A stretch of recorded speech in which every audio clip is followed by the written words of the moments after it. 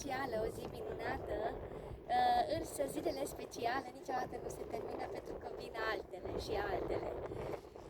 Da, aici în Egipt am putut să văd edificii și frumusețea ale lumii antice, piramidele, însă bineînțeles că Dumnezeu ne va procura alte și alte lucruri frumoase să le avem în viitor cu mult mai frumoase decât ceea ce vedem noi și de ceea ce am văzut până acum.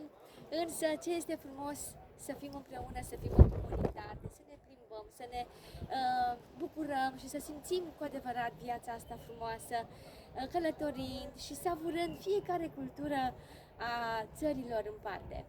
Ce zici? Ești de acord cu mine? Dacă da, te aștept în comunitate să călătorim unde îți dorești tu la următoarea vacanță. O zi extraordinară!